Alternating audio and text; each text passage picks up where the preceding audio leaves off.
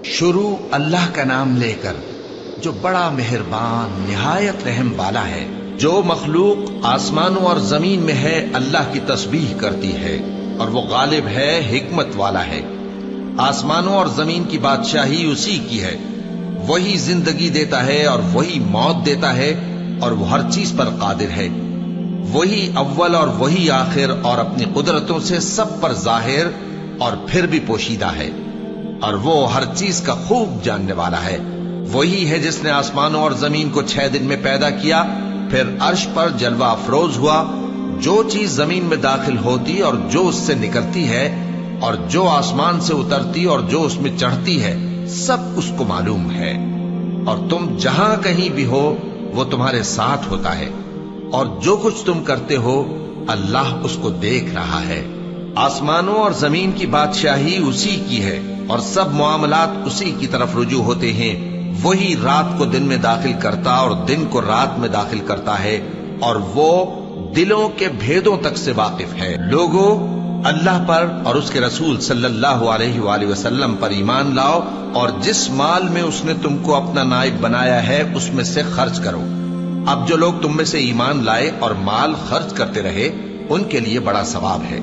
اور تم کیسے لوگ ہو کہ اللہ پر ایمان نہیں لاتے، حالانکہ اس کے پیغمبر صلی اللہ علیہ وآلہ وسلم تمہیں بلا رہے ہیں کہ اپنے پروردگار پر ایمان لاؤ، اور اگر تم کو یقین ہو تو وہ تم سے اس کا عہد بھی لے چکا ہے۔ وہی تو ہے جو اپنے بندے پر واضح آیتیں نازل فرماتا ہے تاکہ تم کو اندھیروں سے نکال کر روشنی میں لائے۔ بے شک اللہ تم پر نہایت شفقت کرنے والا ہے، مہربان ہے۔ اور تم کو کیا ہوا ہے کہ اللہ کے راستے میں خرچ نہیں کرتے، حالانکہ آسمانوں اور زمین کی وراثت اللہ ہی کی ہے۔ جس شخص نے تم میں سے فتح مکہ سے پہلے خرچ کیا اور جنگ کی، وہ اور جس نے یہ کام بعد میں کیے وہ برابر نہیں۔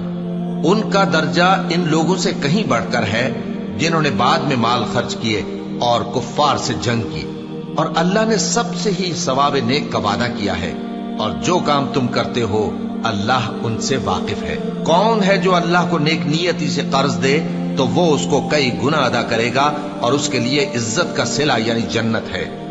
جس دن تم مومن مردوں اور مومن عورتوں کو دیکھو گے کہ ان کے ایمان کا نور ان کے آگے آگے اور داہنی طرف چل رہا ہے، تو ان سے کہا جائے گا کہ تم کو بشارت ہو کہ آج تمہارے لیے باغ ہیں جن کے نیچے نہریں بہ رہی ہیں، ان میں تم ہمیشہ رہو گے، یہی بڑی کامیابی ہے۔ اس دن منافق مرد اور منافق عورتیں مومنوں سے کہیں گے کہ ہمارے لیے انتظار کرو کہ ہم بھی تمہارے نور سے روشنی حاصل کریں۔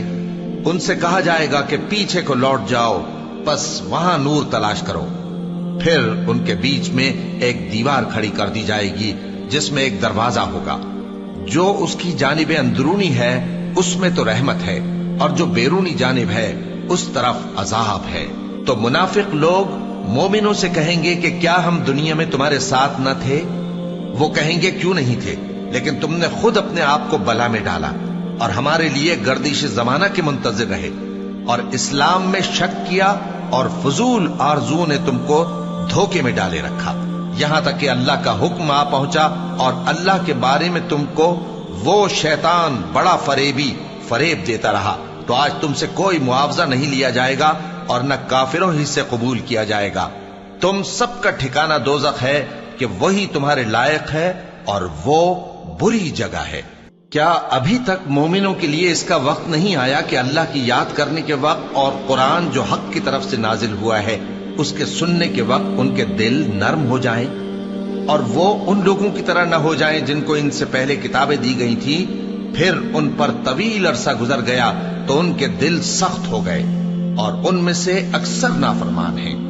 جان رکھو کہ اللہ ہی زمین کو اس کے مرنے کے بعد زندہ کرتا ہے۔ ہم نے اپنی نشانیاں تم سے کھول کھول کر بیان کر دی ہیں تاکہ تم سمجھو۔ جو لوگ خیرات کرنے والے ہیں، مرد بھی اور عورتیں بھی، اور اللہ کو نیک نیتی سے قرض دیتے ہیں، ان کو کئی گنا ادا کیا جائے گا، اور ان کے لیے عزت کا صلہ ہے۔ اور جو لوگ اللہ اور اس کے پیغمبروں پر ایمان لائے، یہی اپنے پروردگار کے نزدیک صدیق اور شہید ہیں۔ ان کے لیے ان کے اعمال کا صلہ ہوگا، اور ان کے ایمان کی روشنی بھی ہوگی۔ جن لوگوں نے کفر کیا اور ہماری آیتوں کو جھٹلایا وہی اہل دوزخ ہیں، جان رکھو کہ دنیا کی زندگی محض کھیل اور تماشا اور زینت و آرائش اور تمہارے آپس میں فخر و ستائش اور مال و اولاد کی ایک دوسرے سے زیادہ طلب و خواہش ہے۔ اس کی مثال ایسی ہے جیسے بارش کہ اس سے اگنے والی کھیتی کسانوں کو بھری لگتی ہے، پھر وہ کھیتی خوب زور پر آتی ہے، پھر اے دیکھنے والے تو اس کو دیکھتا ہے کہ پک کر زرد پڑ جاتی ہے، پھر چورا چورا ہو جاتی ہے۔ اور آخرت میں کافروں کے لیے عذاب شدید اور مومنوں کے لیے اللہ کی طرف سے بخشش اور خوشنودی ہے۔ اور دنیا کی زندگی تو دھوکے کا سامان ہے۔ بندو اپنے پروردگار کی بخشش کی طرف اور جنت کی طرف لپکو جس کا عرض آسمان اور زمین کے عرض کا سا ہے، اور وہ ان لوگوں کے لیے تیار کی گئی ہے جو اللہ پر اور اس کے پیغمبروں پر ایمان لائے ہیں۔ یہ اللہ کا فضل ہے، جسے چاہے عطا فرمائے، اور اللہ بڑے فضل کا مالک ہے۔ کوئی مصیبت زمین میں اور خود تم پر نہیں پڑتی مگر پیشتر اس کے کہ ہم اس کو پیدا کریں ایک کتاب میں لکھی ہوئی ہوتی ہے، اور یہ کام اللہ کو آسان ہے۔ تاکہ جو فائدہ تمہیں حاصل نہ ہو سکا اس کا غم نہ کھایا کرو، اور جو تم کو اس نے دیا ہو اس پر اترایا نہ کرو۔ اور اللہ کسی اترانے اور شیخی بگارنے والے کو دوست نہیں رکھتا، جو خود بھی بخل کریں اور لوگوں کو بھی بخل سکھائیں۔ اور جو شخص روگردانی کرے تو اللہ بھی بے نیاز ہے، لائق حمد و ثنا ہے۔ ہم نے اپنے پیغمبروں کو کھلی نشانیاں دے کر بھیجا اور ان پر کتابیں نازل کی اور میزان عدل، تاکہ لوگ انصاف پر قائم رہیں۔ اور لوہا پیدا کیا کہ اس میں اسلحہ جنگ کے لحاظ سے زور بھی بہت ہے اور لوگوں کے لیے فائدے بھی ہیں، اور اس لیے کہ جو لوگ بن دیکھے اللہ اور اس کے پیغمبروں کی مدد کرتے ہیں اللہ ان کو معلوم کرے۔ بے شک اللہ زور آور ہے، غالب ہے۔ اور ہم نے نوح اور ابراہیم کو پیغمبر بنا کر بھیجا اور ان کی اولاد میں پیغمبری اور کتاب کے سلسلے کو وقتاً فوقتاً جاری رکھا، سو بعض تو ان میں سے ہدایت پر ہیں اور اکثر ان میں سے نافرمان ہیں۔